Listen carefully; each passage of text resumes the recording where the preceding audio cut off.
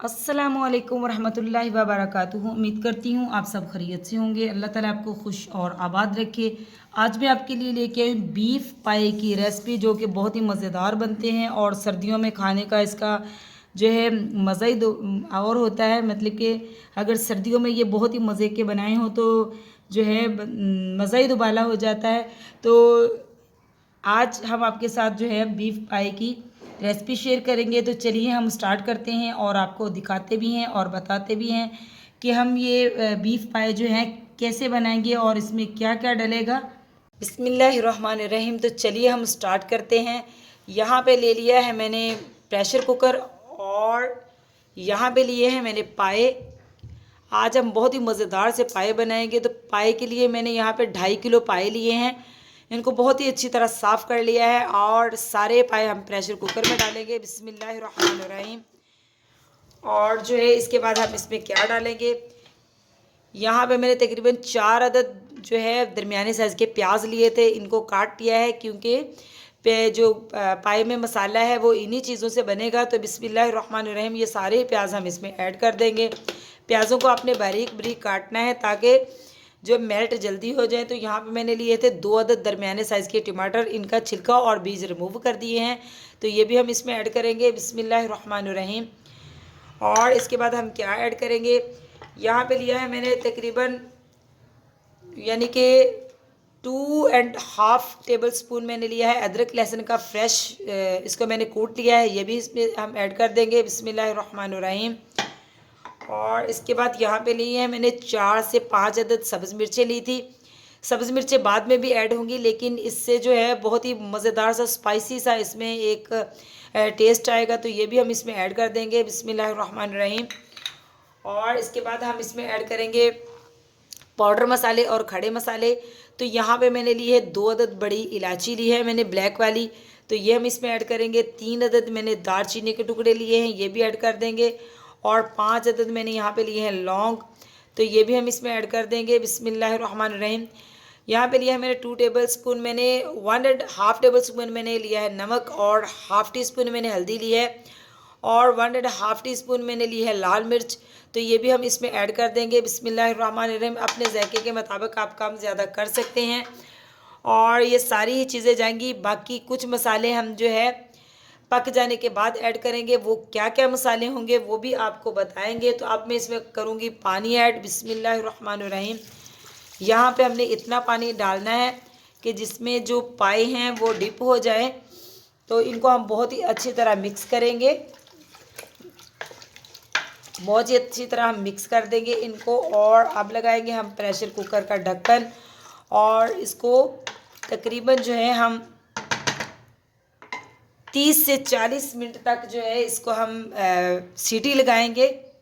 तो देखिए यहाँ पे मैंने प्रेशर कुकर का ढक्कन लगा दिया है। अब हम इसको तकरीबन मैंने आपको कहा है कि 30 से 40 मिनट तक हम इसको सीटी पे रखेंगे, क्योंकि ये बड़े पाए हैं बीफ पाए, तो इनके लिए जो है इतनी टाइमिंग जो है बेस्ट है। तो अब हम आपसे मिलेंगे 40 मिनट बाद और आपको दिखाएंगे इसकी क्या कंडीशन है। तो माशाल्लाह देखिए, माशाल्लाह अल्हम्दुलिल्लाह कि हमारे जो है पाए का सारा ही पानी ड्राई हो चुका है। देखिए माशाल्लाह इसका जो अपना ऑयल होता है पाए का वो बिल्कुल सेपरेट हो चुका है।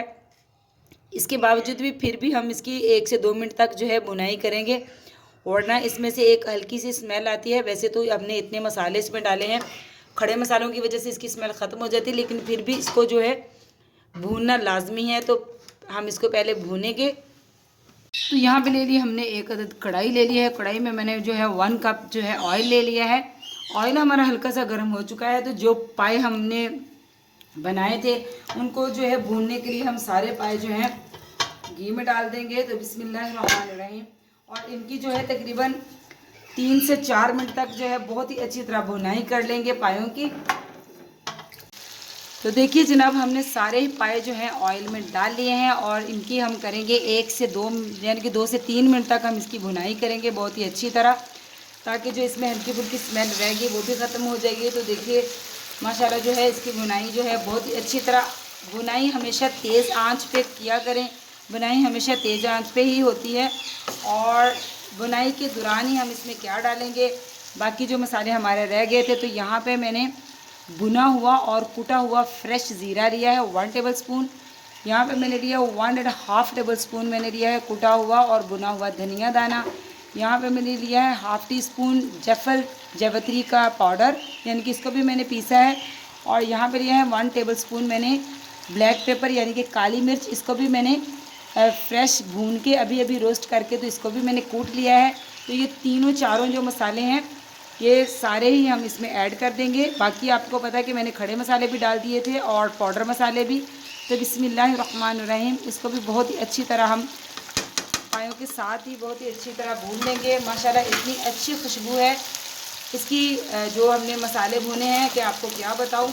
تو ہم ان کو جو ہے دیکھیے ماشاءاللہ بنائی اس کی بھی ہو چکی ہے، تقریباً 3 سے 4 منٹ تک اس کی پایوں کی بنائی ہو چکی ہے. اس کو ہم بہت ہی اچھی طرح جو مسالے ہیں ان کو مکس کریں گے، کیونکہ مسالوں کو ہم نے بھون کے روسٹ کیا ہے تو ان کا تو کوئی مسئلہ ہی نہیں ہے کہ یہ کچے ہیں تو ان کو بھوننا پڑے گا. تو دیکھیے جناب ہمارے جو پائے ہیں ان کی بہت ہی بہترین سی بنائی ہو چکی ہے. اب ہم اس میں ڈالیں گے، یہاں پہ لیا ہے میں نے 1 پاؤ اس میں دہی ہے. دہی میں نے کریمی لیا ہے، مطلب کہ کھٹا والا نہیں ہے، تو یہ بھی ہم اس میں ایڈ کریں گے. بسم اللہ الرحمن الرحیم. یہ ملائی والا اور جو ہے کریمی جو ہے دہی ہے، کھٹا بالکل بھی نہیں ہے، تو اس کو بھی ہم اس میں ڈالیں گے. تو دیکھیے اس کا اتنا اچھا فلیور آتا ہے اور اس سے اور بھی ذائقہ جو ہے بڑھ جاتا ہے. اس کو ہم بہت ہی اچھی طرح ہلائیں گے اور دہی کو بھی اچھی طرح ہم جب تک یہ میلٹ نہیں ہو جاتا، اس میں مکس نہیں ہو جاتا، تب تک اس کو بھی ہم تقریباً 1 منٹ تک جو ہے اچھی طرح بھون لیں گے پایوں کے اندر. تو یہاں پہ جناب جو ہمارے اس میں پریشر میں رہ گیا تھا باقی مسالہ، یہ بھی ہم اس میں ایڈ کر دیں گے بہت ہی اچھی طرح صفائی سے، کیونکہ اس میں سارے ہی مسالے ہیں، مطلب کہ ادرک لہسن پیاز اور جو پائے کا باقی مطلب کہ ایک سافٹ سا پیسٹ ہوتا ہے. تو بہت ہی اچھی طرح ہم اس میں ایڈ کریں گے اور اس کو بہت ہی اچھی طرح ہم اس کے ساتھ ہی بھون لیں گے. دیکھیے پائے ہمارے اتنی اچھی طرح گل چکے ہیں کہ جو ہے اس کا جو اسکن ہے ساری ہی اتر رہی ہے بہت ہی اچھی طرح. حالانکہ ہم بہت ہی ہلکے ہاتھ سے جو ہے اس کو بھون رہے ہیں. تو دیکھیے گھی بھی اس کا جو ہے بالکل سیپریٹ ہونا شروع ہو گیا ہے. تو اب میں اس میں کیا ڈالوں گی، میں اس میں ڈالوں گی تھوڑا سا حسب ضرورت پانی ڈالوں گی. اس میں سارے مسالے جا چکے ہیں اور حسب ضرورت پانی ڈال کے ہم اس کو تھوڑا سا پکائیں گے. تو دیکھیے جناب ہمارے جو پائے ہیں بیف پائے ہمارے بن کر تیار ہو چکے ہیں. دیکھیے ماشاءاللہ کتنے ہی گاڑھے اور اس میں کتنا گاڑھا پن ہے اور بہت ہی مزیدار سے ہمارے پائے جو ہیں بن کر تیار ہو چکے ہیں. اب میں آپ کو اس کی فائنل لک دکھاتی ہوں سرونگ بال میں دکھا کے کہ ہم اس کو اس پہ گارنش کے لیے کیا ڈالیں گے اور ہم اس کو کیسے پیش کریں گے. ماشاءاللہ دیکھیے الحمدللہ ہمارے جو ہیں بیف پائے بہت ہی مزے کے اور بہت ہی گاڑھے سے بن کر تیار ہو چکے ہیں. بہت سارے لوگوں کو تھوڑے سے جو چپچپے ہوتے ہیں وہ پسند ہوتے ہیں، لیکن میں نے جو ہے بہت ہی مزیدار سے بنائے ہیں، نہ بہت ہی زیادہ فرائی ہے اور نہ بہت ہی زیادہ اس میں شوربہ ہے. تو دیکھیے ماشاءاللہ اس کی لک کتنی خوبصورت ہے، گڈ لکنگ ہم نے جو ہے بیف پائے بنائے ہیں. آپ نے ضرور ٹرائی کرنے ہیں اور مجھے ضرور بتانا ہے کہ آپ کو یہ میری بیف پائے کی ریسپی کیسی لگی.